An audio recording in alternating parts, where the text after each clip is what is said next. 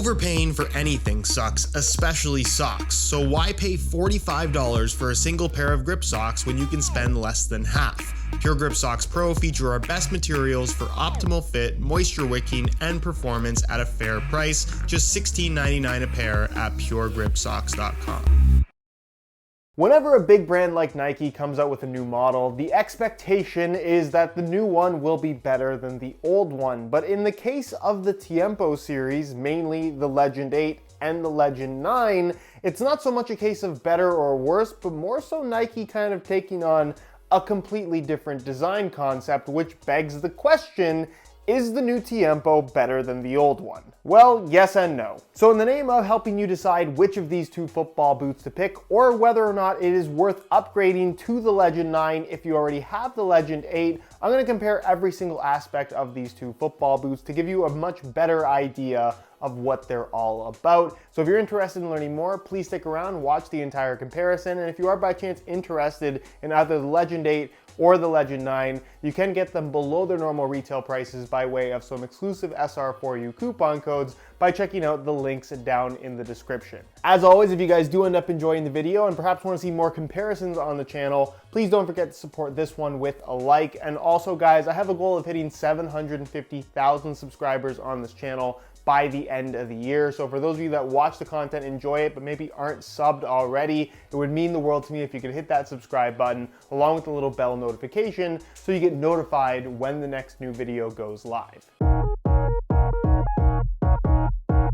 The concept behind the Nike Tiempo series is quite simple. Take a classic element like kangaroo leather for the upper and amplify it by way of technology. I think both of these follow that concept, but they do so in very different ways, where I think with the Legend 8, the emphasis was more so on the technology. How many new elements could they add alongside the leather to not only make this football boot feel really nice, but also perform to the highest level possible? And I think the combination of an internal quad fit system, the kangaroo leather, the texturing on the surface, the sole plate, the incorporation of Flyknit, a Flyknit tunnel on the inside of the boot, they really went all out in terms of incorporating as many technical elements as possible, where with the Legend 9, it's kind of a more simplified take on the Tiempo concept, where you get kangaroo leather with the additive of some memory foam and texturing, but everything else about this boot is pretty straightforward, and I think by Nike standards, kind of low tech.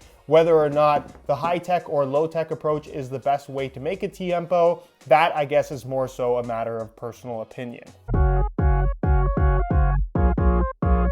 The main reason why you buy a Nike Tiempo is for the leather upper. If you're buying the top end model, you probably want a kangaroo leather upper, and that's exactly what you get here with the Legend 8 Elite, where you can see the kangaroo leather finished in this diamond texturing is scattered across the majority of the upper. The texturing itself flattens out when you actually have the boots on feet because it doesn't actually have any real structure to it. It's more of an aesthetic finish that's there for the sake of adding variation to the surface for, according to Nike, the sake of better grip on the ball. I did not find that to be the case whatsoever. I think it's more of a visual thing than anything.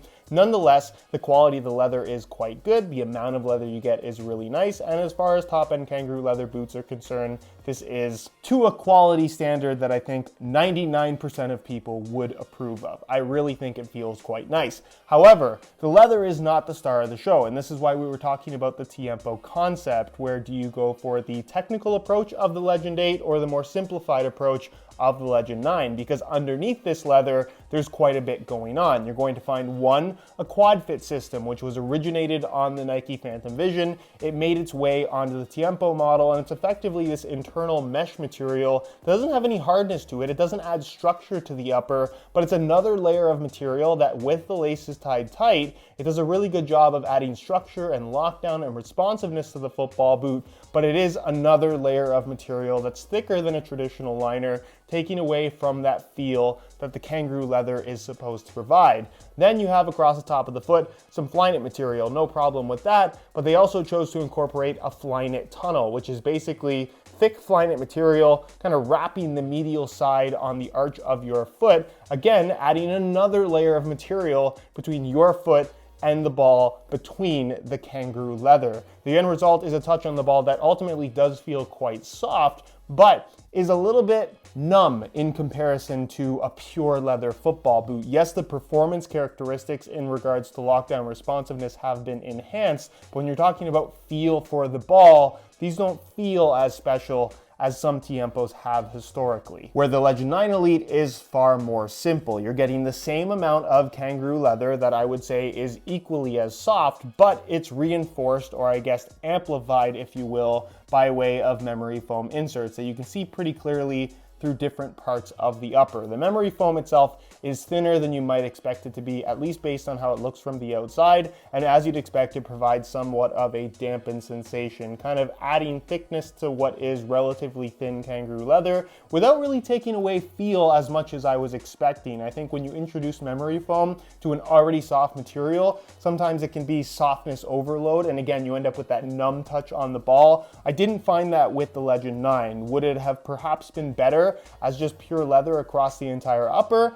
That's a debate for another video. I think they would have been just fine without the memory foam, but as it is, I still think you get the traditional feel you expect from Kangaroo leather in terms of touch on the ball, but with that little kind of modern added element in the extra dampening from the memory foam. And then as far as this texturing is concerned around the forefoot area and the midfoot, it's so minimal you pretty much don't notice it at all, and it's really a non-factor in regards to the overall touch experience. Then across the top of the foot, they've ditched the Flyknit in place of this elasticated knit material that ultimately feels quite good, but it no longer has this Flyknit tunnel wrapping across the arch of your foot, just adding extra bulk. It just covers the opening across the top of the foot and ultimately makes the boot feel less bulky than I guess it really needs to be. I think with the Legend 8, when you compare it to the Legend 9, it's a big contrast in regards to something very simple in this boot versus something very complex in the Legend 8. I would argue that from purely a touch perspective,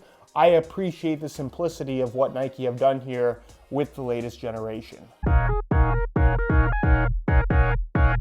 Now, despite Nike's best effort in really preaching how much they've changed about the sole plate and stud pattern of the Legend 9, making it the lightest Tiempo ever, you can see pretty clearly when it's side by side with the model it replaces, it's really not that different. And the visual similarities translate into how the boots feel underfoot as well. The sole plate of the Legend 8 is still fantastic. It's the same one we had on the Legend 7 that came before this, and honestly, it didn't really need much in the way of improvement. It's no nonsense, it's flexible, it feels solid underfoot, and I think the classic Tiempo layout of having the blades in the heel, the conical studs through the forefoot with, of course, the new addition of some chevron bladed studs at the tip of the toe to give you that little bit of extra bite.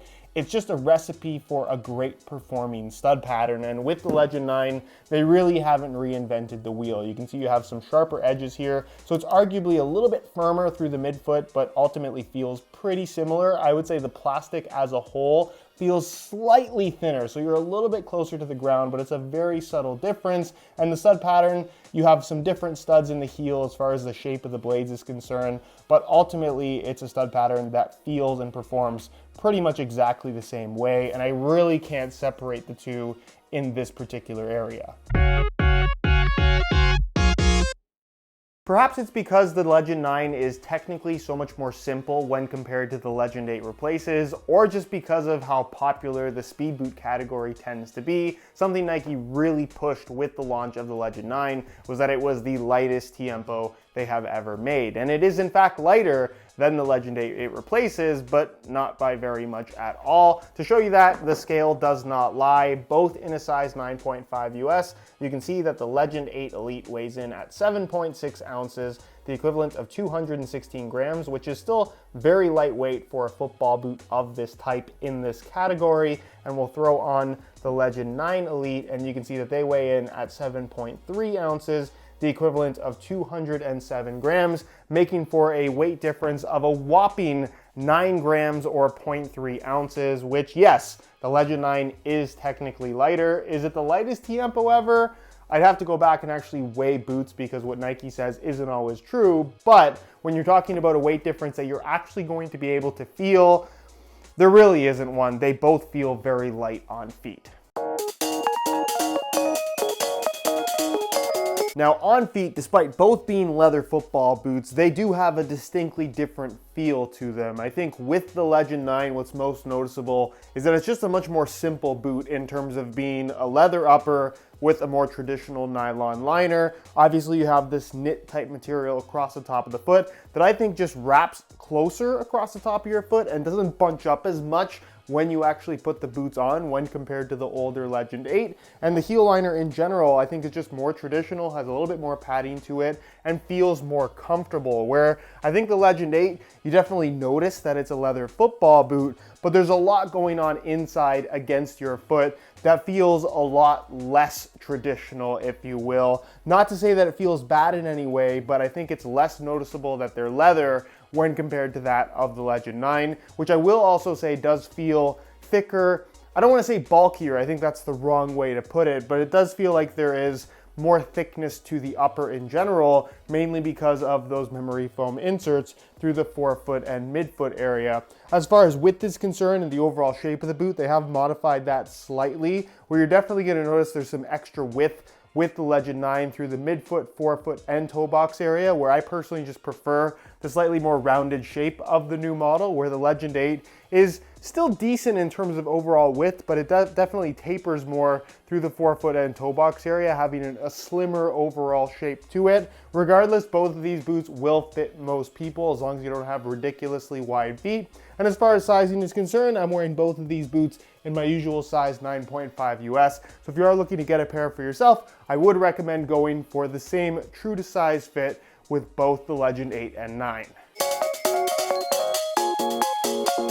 Something you hear me say a lot in my reviews is objective performance characteristics. And what I mean by that is a certain performance element that, regardless of personal preference, just works. It does a good job. It is objectively something that everybody is going to be able to feel and benefit from. Traction, for example, if you have a really good stud pattern, that is a stud pattern that objectively performs the part, regardless of personal preference. And I think when you're talking about these two football boots, it's a case of something that is objectively really good and something that is subjectively really good. Because I think when you're talking about those actual performance characteristics like lockdown and responsiveness and structure, you're getting a better overall football boot from the Legend 8. However, when you're talking about feel for the ball, touch, the experience of playing in a Kangaroo leather football boot, which is something that can't really be measured, I think the Legend 9 offers a much better overall experience while still not lacking in the objective performance characteristics department. It's definitely a step backwards when you're talking about that sort of thing, but I think it's a better overall football boot, and in my opinion, a better overall, perhaps a more proper Tiempo experience than what we had with the Legend 8. Not to say that these are bad football boots, but as I've said so many times over the last 2 years, I feel like with the Legend 8, the Kangaroo leather is not the star of the show, whereas with the Legend 9, it definitely is. So just to clarify, the Legend 9 is better, but it's also not better.